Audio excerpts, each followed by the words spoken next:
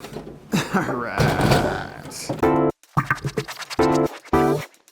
So, this was a gift I got from Breville about 2 months ago, and it came at the perfect timing because it was right when quarantine was really kicking in, and I was looking for fun things to experiment with in the kitchen, and this is the best thing to experiment with. It's the Breville Pizzaiolo, and the idea of this unit is that it's gonna mimic a wood fire oven, something that gets up to 800 to 1,000 degrees, but you can have it on your countertop. And you might have seen a video I put out on the channel recently all about pizza tips, but I decided to stay away from this machine for that video because it's not very realistic. As much as I wanted to show you the pizzas I was making in this beast, the truth is most of you are not going to be buying this because I think it costs around $1,000. I don't even know if I would have bought it on my own, but you know, being a YouTuber, people send you stuff. And I feel like as a YouTuber, if I'm going to get free stuff, well, it's my duty to share it with you. So that's what we're going to be doing today. We're going to be experimenting with this Breville Pizzaiolo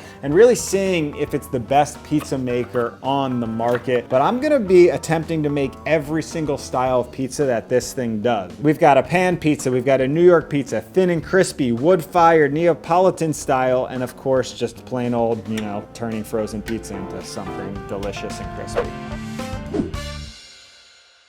So the Pizzaiolo is pretty much a toaster oven on steroids, but I really appreciate what Breville did with the engineering because they went above and beyond. A lot of pizza makers on the market are decent at best. To be honest, a lot of them are really shitty, and this thing is incredible because Breville spent time to really research, design, and test this product so you can actually get a Neapolitan style pizza on the other side. Now this is completely electric, and one of the best features they created was the platform comes down with you to give you easy access to just pop your pizza right on there. And you have heating coils under the pizza stone to give you that crispy crust, but then you also have heating coils on the top to give you that char and that leopard spotting that you find from a Neapolitan style pizza. And what they had to do was create these heat reflectors, which directs the heat in certain spots. So not only can you get this thing up to 800 degrees, but you also don't have to turn the pizza. It's gonna give you the perfect pizza depending on your setting because that heat is going to be directed to a certain spot on the pizza. So if you want the crust more charred, if you want it less charred, there's settings for all of that on this pizza maker. So for this pizza dough, I'm using my trusty overnight pizza recipe from my Ultimate Bread Handbook, which I will link right here. You can download this entire book. It's all of the bread recipes from the sandwich series, plus a few extra recipes like my favorite dough recipe. Overnight fermented dough recipe. This is really simple, works great, but this only makes about 2 or 3 pizzas, and I'm making a lot of pizzas, so I think I'm gonna triple this recipe. All right, everything's set up, and I just multiplied this recipe by 3, so let's get after it.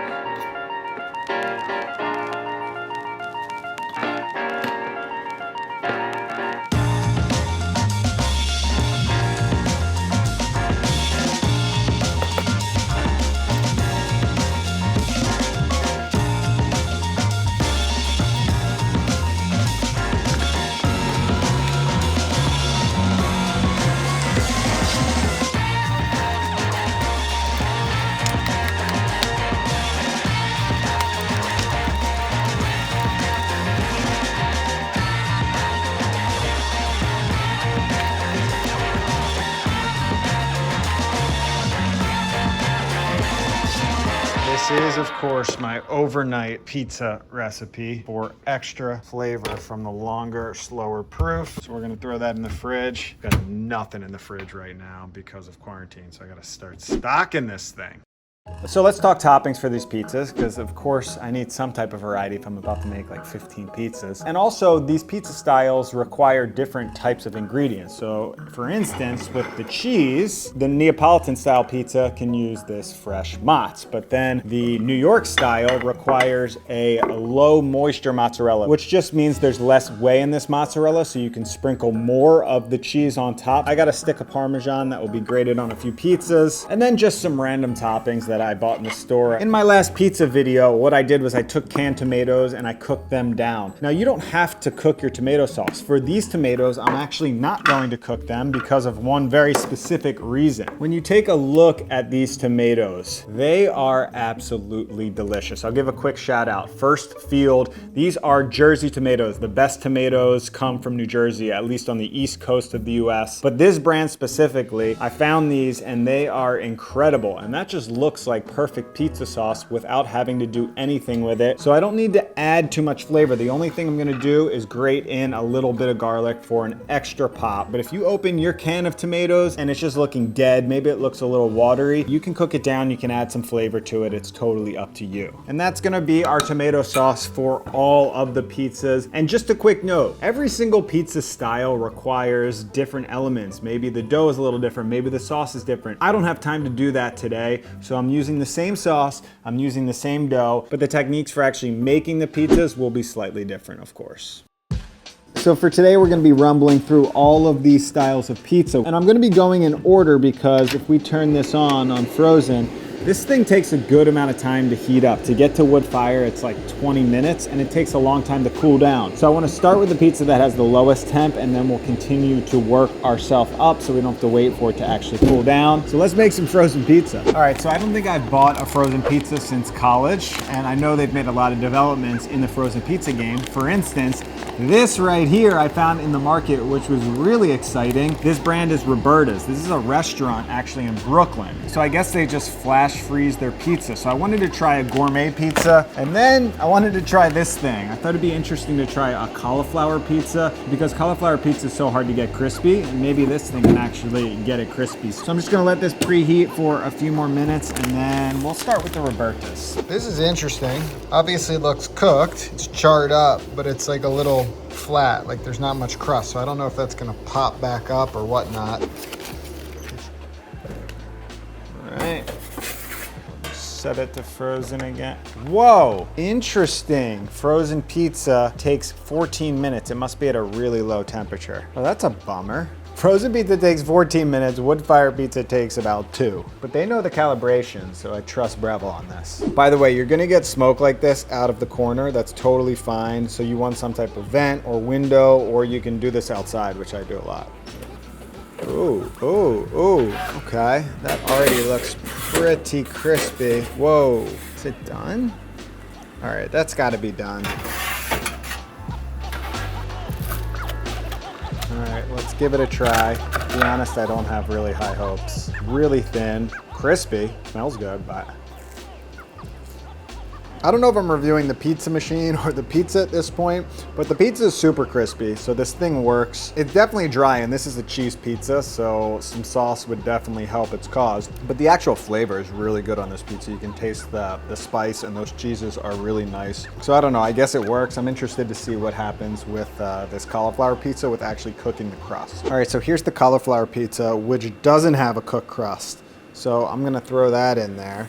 Maybe this will cook differently. We'll reset this to frozen. Yeah, that's giving me 14 minutes again. All right, checking in on this. We've got 3 minutes left. Looking pretty crispy. Oh boy.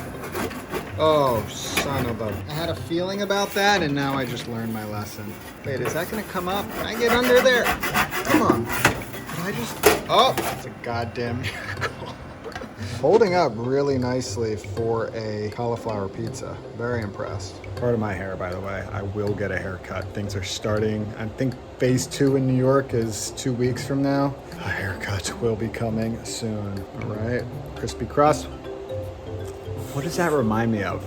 There was this skating rink by my house. Every birthday party was at the skating rink. And they had this really shitty pizza, but as a kid, you don't know any better. But it tasted like this. Hard to explain, but definitely has a frozen, pre-made taste to it. But to be honest, I forgot that this was cauliflower pizza, that this crust was made from cauliflower. It doesn't taste like it at all.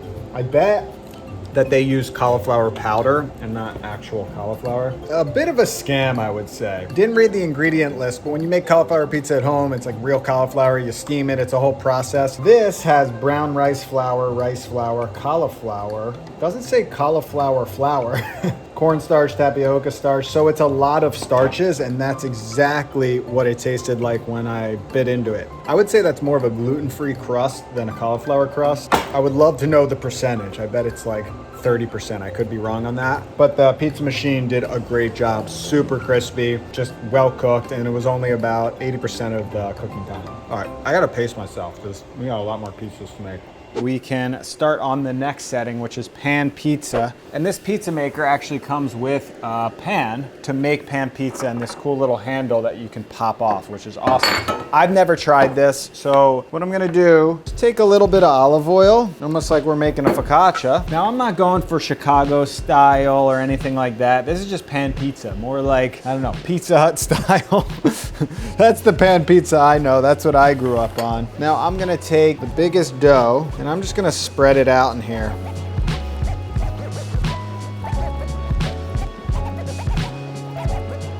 Okay, so judging by this is the first time I made it. The dough was a little bit too small. I probably could have doubled that if you really wanted a thick crust, but we're gonna go ahead with it and see what happens. Add a good bit of sauce.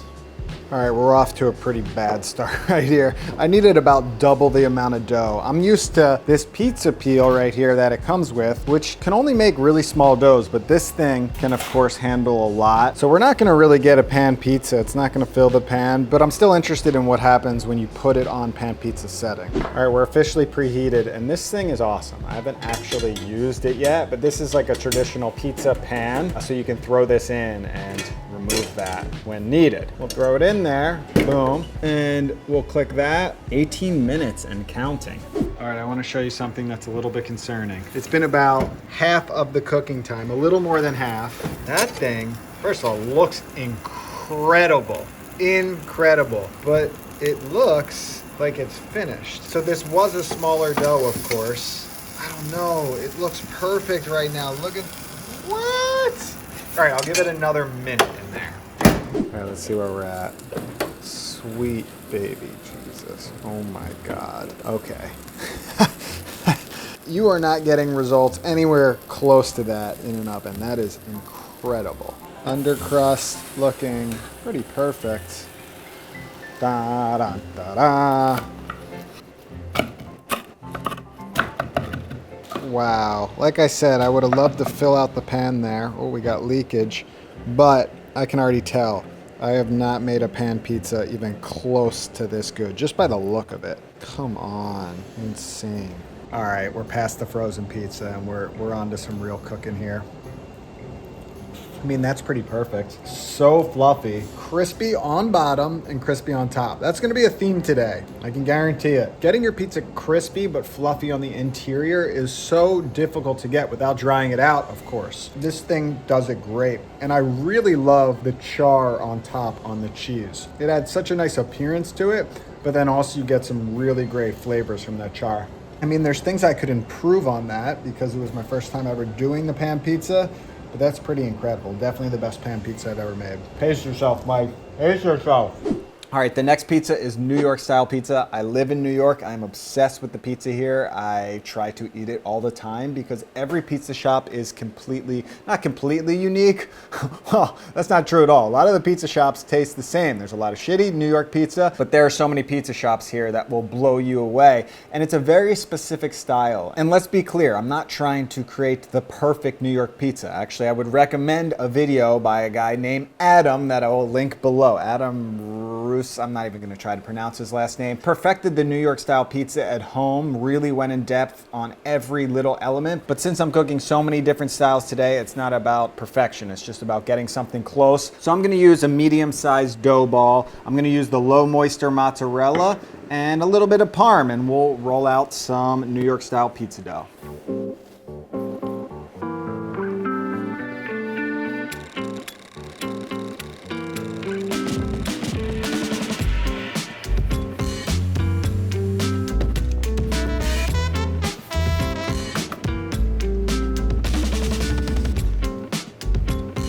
So this is looking nice. Does this stay down? Yes, it stays down so I can film and load. Hey, that was pretty smooth right there. Okay, so I can get a little bit bigger of a pizza than this actual pizza peel, which is good to know, because I feel like I could have rolled that out a little thinner. 7 minutes we're going on this guy. So far, every pizza is cooked before the actual set time. Okay. Wow. Okay. Okay. Not too shabby.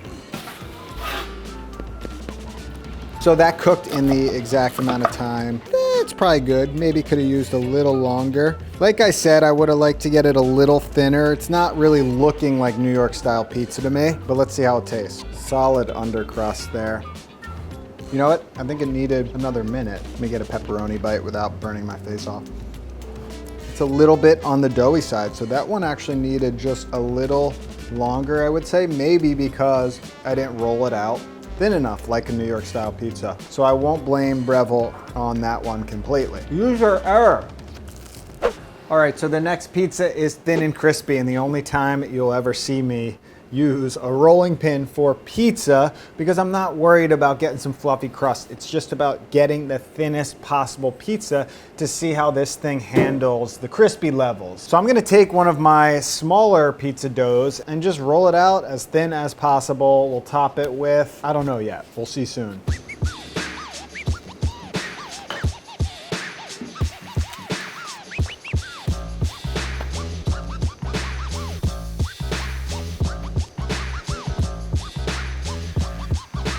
Good to go. Woo! I love that this thing lowers, this shelf lowers, it makes it so easy. Okay, clicked in, 6 minutes, thin and crispy. All right, take a look at this because I'm getting a little nervous. We've got about 1 minute left, and this thin and crispy is looking thin and crispy, but the bottom is still, it could go. Just the top is getting a little crispy in the corners, so 1.5 minutes left. I don't know, I'll just keep watching it. All right, we just got the buzzer, so it went the full time, and that looks absolutely incredible. Look at those charring bubbles. This looks incredible. No flop at all. Really excited for this one. Let it cool for a second. That's really good. It cooked perfectly. It actually reminds me a lot of the Roberta's frozen pizza, except just much more moist. But the reason I don't cook thin and crispy is because what we're moving on to next. All right, so the grand finale, the Neapolitan style pizza, and where we really put this thing on full display, because the idea of this style of pizza is it's cooked in a brick oven, a wood-fired oven, where the temperatures get up to 800 to 1200 degrees Fahrenheit. So when you slide in the pizza, it cooks in under 3 minutes. And what happens is you get all of that heat coming from the brick oven, which goes straight into the pizza and gets it super crispy, but because it cooks so fast, you still have a moist interior, which is nearly impossible to get in your oven. You can't cook a pizza that fast unless you're crazy like French guy cooking and you cut off the goddamn safety, but we're not doing that in this kitchen, and this thing actually gets up to around 800 degrees and it can cook a pizza in under 3 minutes, and I just love this style of pizza. It's my favorite. It's what I'm always trying to perfect at home, but I've never really made something that's come close to what I got in a restaurant before this thing came into my life. So let's see what happened.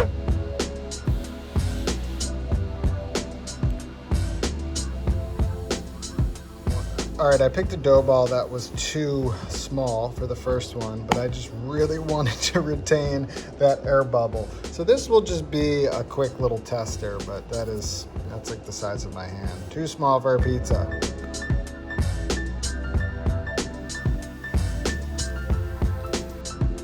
All right, you ready for this mini little pizza? So you can see 2 minutes, slide that in. Already steaming, boom. 2 minutes for pizza. Let's see what happens. All right, we're down to 30 seconds. And I see, oh my God, what?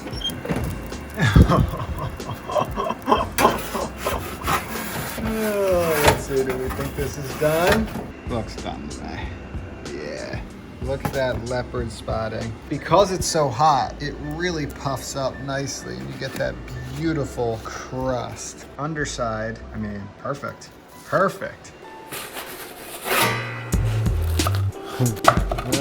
Whoa, that is a cave in there. I mean, that's just pizza in its finest form right there, made at home. Beautiful stuff. Here goes nothing. I like these experiments when you line things back to back to back. You truly get to understand why certain techniques, why certain styles become the best. And when it comes to Neapolitan style pizza, when you cook something in 2 minutes, this is something that I could never get at home. Cooking so many pizzas for the last decade, I could never get these results because what happens is when you put a pizza in the oven isn't hot enough. So in order to get it crispy, you have to cook it longer. And when you cook it longer, you start to dry out the interior of the pizza. So you need something that's at least 800 degrees like this oven that's hitting the pizza in all the right spots from the bottom, from the top to give you a result that is crispy, yet fluffy and moist on the inside. Nearly impossible to get at home, which this machine just does so well. All right, this one is looking really good. Throw it in there. I might do another minute or half a minute. Right now it's set for 2, but I do like cooking them for about 2.5 to 3 minutes, more on the crispier side. Officially happy with that. All right, that is pretty damn perfect. Look at this thing. Look how that just holds up. Incredible. I think I could roll out the middle even just a little bit thinner, but I am so happy with this and I'm really happy with this machine. Now, obviously, the price is high. And I didn't talk about this before, but I do feel like Breville can lower the price. I think they put a lot of time, a lot of money into the engineering of this pizza maker, and it probably cost them a lot of money to develop this thing. So they got to make that money back. But I feel like over time, hopefully they can start to reduce the price as they begin to sell more of these things, as they start to make their money back. That's my hopes, because if they can get this thing down to like 500 bucks, I think a lot more people will buy it. I mean, $500 is still a ton of money, but you could run a pizza shop off 2 of these things. The taste is so similar to a wood fire oven that I really do think this is worth it if the price is a little lower for a lot of avid pro home cooks out there. So hopefully you enjoyed this tech review, you could call it. I think I'm gonna do some more tech reviews. Let me know what you guys think. And let me know if there's any products you want me to review, any other pizza makers you want me to review. And make sure you follow me at Life by Mike G on Instagram for all the behind the scenes action that's happening in the studio. And also if you want the pizza dough recipe along with all the other recipes from the sandwich series, bread recipes that is, click this link right here for your free PDF download of my ultimate bread handbook. Adios.